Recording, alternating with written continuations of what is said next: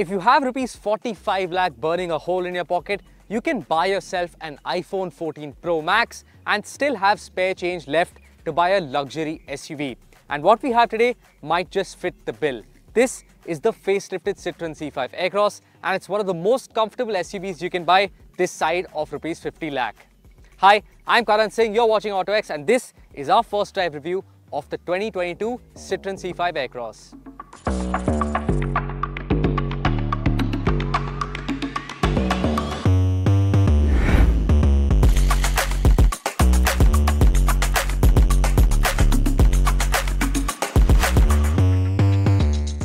Now, the biggest change on the new facelifted C5 Aircross is not the styling, it's not the interior, it's the price. Now, prices for this start at rupees 36.67 lakh, and that is because it's only in a single top spec variant now.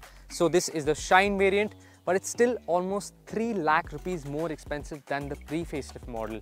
Now, that's despite the fact that it looks pretty much the same. The equipment list is a little bit better, but yeah, it's a big amount of money. So let me just walk you through what's changed and what do you get for that money. So at the front, it's a slightly redesigned grille.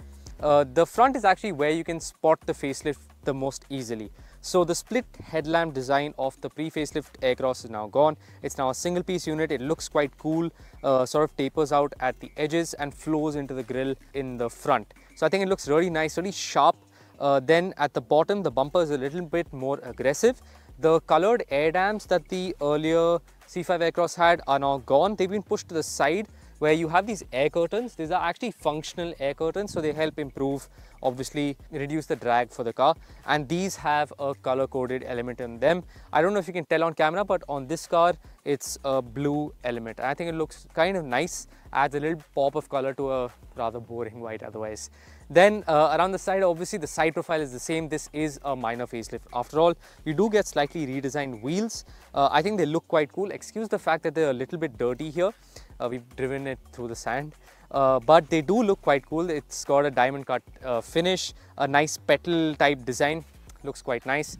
Then down the side, you still have that plastic cladding of the pre-facelift C5 Aircross, but this gets now a blue color-coded element. Now at the back, the C5 Aircross is pretty much exactly the same as the pre-facelift model, except the fact that the tail lights, they don't have those 4 squircles anymore. It's now 3 sort of slab-like elements, and these actually have a 3D element in them. So there's these slashes on top. I think it looks quite nice, especially at night. They look quite nice. But that said, you do have to be quite close to the car to spot this. Otherwise, they just look like regular tail lamps. Now, overall, as you can probably tell, in terms of styling, the C5 Aircross is different. There's no getting away from that fact. The front, you can kind of easily tell, especially if you have the two cars side by side, you can easily tell that this is the facelifted C5 Aircross. At the back and down the side, you can't really tell the two apart. But again, this is a minor facelift, so that's pretty much what you expect. Now, there are quite a few changes on the inside, so let's hop in and take a look at those.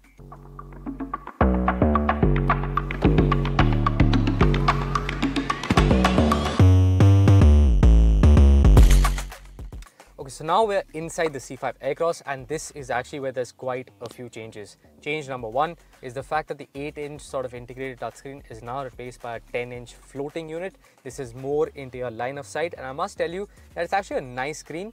It is a little bit laggy, not the most responsive of touchscreens. It's got good color, decent brightness. I wish it could have been a little bit brighter for those really hot sunny days, but aside from that, it's pretty okay. We'll talk a little bit more about that later in the video. Let me tell you more changes first. So the AC vents are now different. These are now horizontal, sort of more conventional AC vents as compared to the earlier C5 Aircross.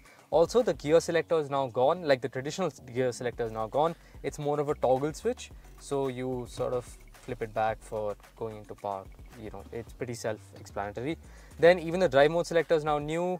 You tap, tap, tap, tap for changing the drive modes. Then you have your electronic parking brake. You have some storage spaces, and then you also have your wireless charger. You also have 2 cup holders here. The C5 Aircross actually has a massive storage space inside the armrest. Of course, it's not new, but it's something that I wanted to point out.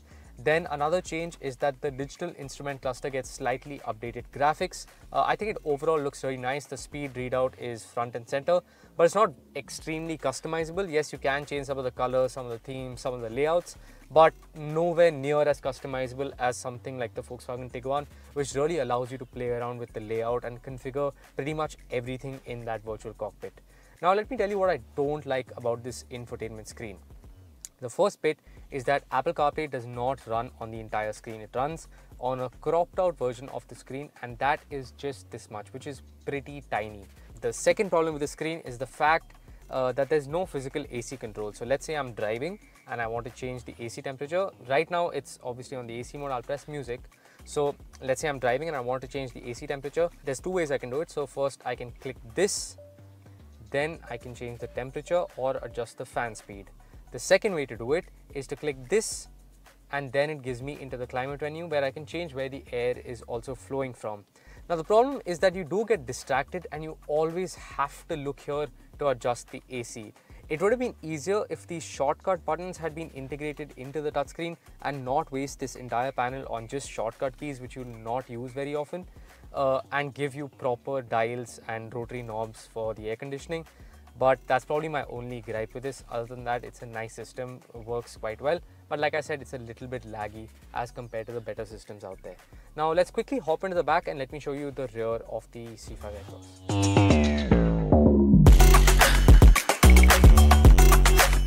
Okay, so now we're in the back of the C5 Aircross and there's not too many changes here, so I'll get it done with fairly quickly. First step is the knee room, and to be honest, I don't have too much extra knee room to spare.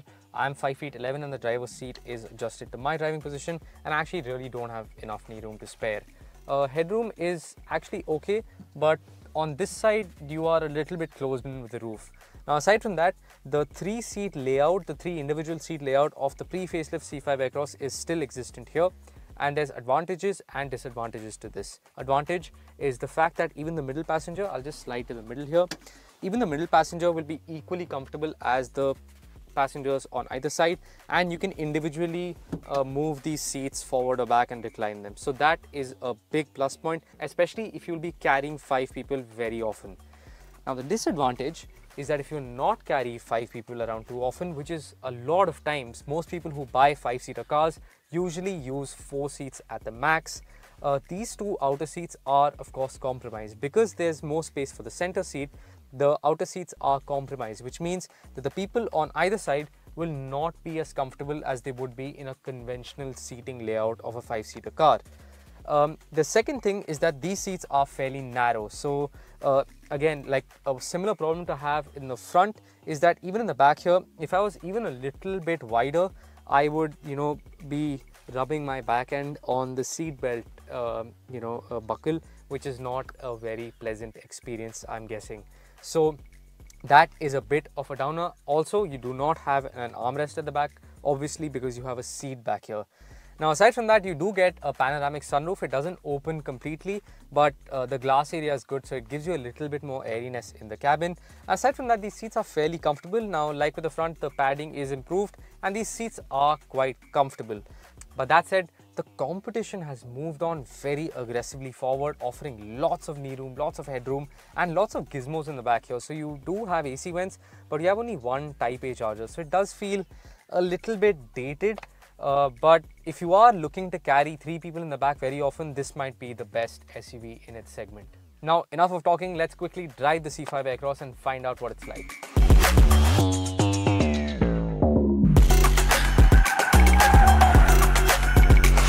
Okay, so now we're driving the C5 Aircross, and this is actually the part that's least changed, which is why we're doing it last. Of course, the biggest change in terms of driving is that to slot it into gear, you just have to pull down this toggle. And honestly, the petrol head in me, yes, might miss a traditional gear stock, but then this toggle really frees up a lot of space on the inside, so it's nice in that regard. Now, aside from that, the C5 Aircross still has a 2-liter diesel engine only mated to an 8-speed automatic and only sending its power to the front wheels. There's no other powertrain on offer. Now, while the Tiguan has 4-wheel drive and the Tucson has diesel and petrol engines and 4-wheel drive capability, the Citroen C5 has only one variant, only one powertrain. Now, this makes 174 bhp and 400 Nm, and just by the specs alone, you can probably tell that this is no slouch. So I'm at 39 kmph now. If I floor it, it kicks down quickly and then it just goes forward. So we're already at 80 now. It really does pick up pace very, very well. So the C5 Aircross especially for the highway as well, has a lot of performance on offer. Where it sort of doesn't shine is in terms of its dynamics. So there is a little bit of body roll and it's not very engaging when you're driving through the corners. And that's because of two reasons. Firstly, the suspension is soft.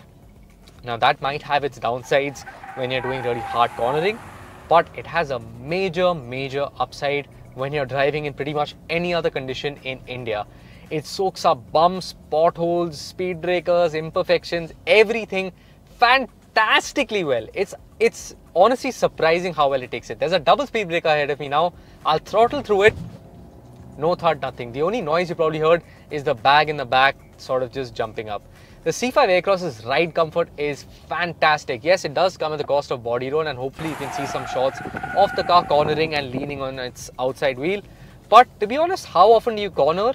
And then how often do you drive on bad roads? In India, 99% of the time you're driving on bad roads, poor roads with imperfection, with bumps, and that's where the C5 Aircross shines. Yes, when you're really putting it through the paces on the twisties, the C5 Aircross falls a little bit short, but I think that's a compromise you can be willing to make in a country like India.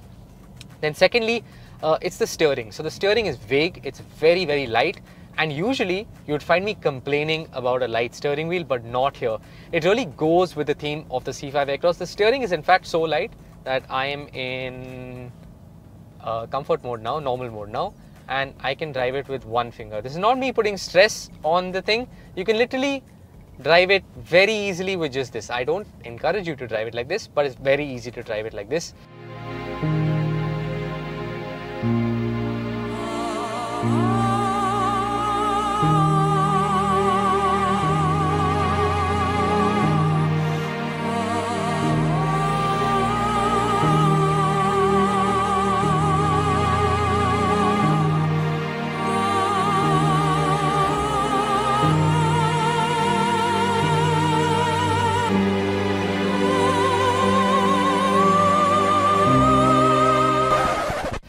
And yes, that does rob it of some feel and feedback, but what it does mean is that in the city, when you're constantly making tight turns, U-turns, 3-point turns, the C5 Aircross is so dead easy to drive. We had a Maruti, we actually have a Maruti Suzuki Brezza with us on the shoot. That's the tracking car doing all the shooting business. I hopped into that briefly, and the steering on that is not heavy. By regular standards, it's not heavy. But when I drove that right after the C5 Aircross, it felt like I was doing an arm workout. That's how light the C5 Aircross's steering wheel is.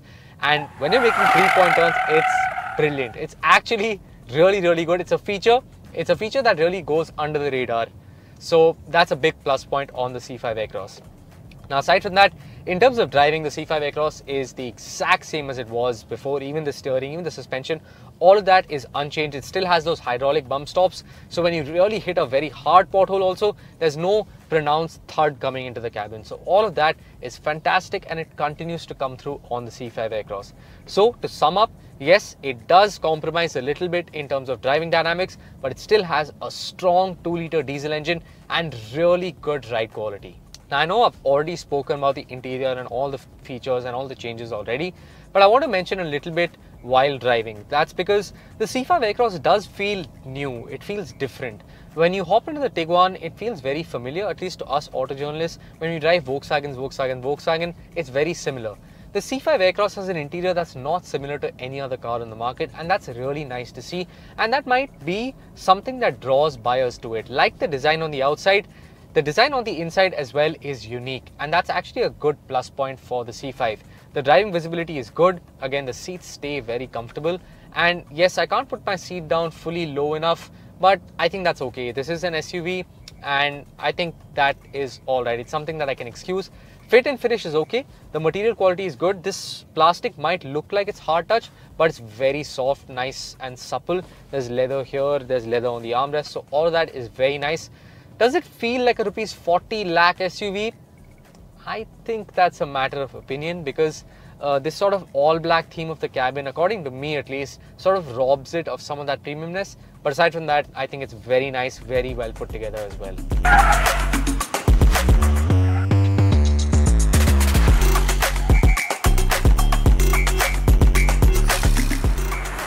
Now, it has suddenly started to pour, which is why I'm sitting in the boot of the C5 Aircross to bring you the verdict of this video. And the verdict is a bit of a confusing one. Now, the C5 Aircross has a few things going for it. Now, this is easily the most comfortable SUV this side of rupees 50 lakh. The ride quality is fantastic. The seats, if you fit in them, they are very comfortable, very supportive, and really nice to sit in. Of course, the second row of the C5 Aircross is also the best in the segment if you are going to be carrying 3 people all the time. Now that said, there are a few shortcomings, and that's primarily because of how far ahead the competition has moved. Now firstly is the Hyundai Tucson, which gets now level 2 ADAS capabilities, and of course a lot of tech on the inside. The Tucson has really pushed the boundary forward in the segment when it comes to equipment.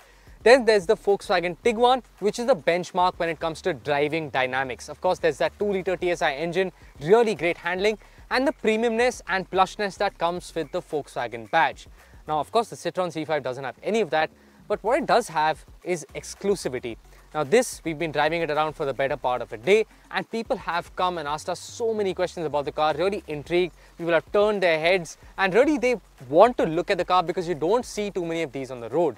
So, if you are looking for that really functional outfit that you can wear to work, to the gym and back to home and still be comfortable, the C5 Aircross is not like that. The C5 Aircross is the outfit that you wear at Paris Fashion Week. Of course, it does have some compromises, but it does look pretty stylish, doesn't it?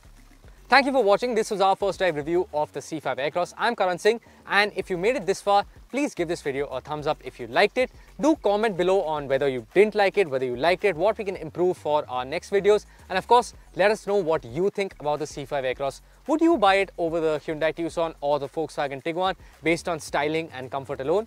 Let us know in the comments below. Thank you for watching.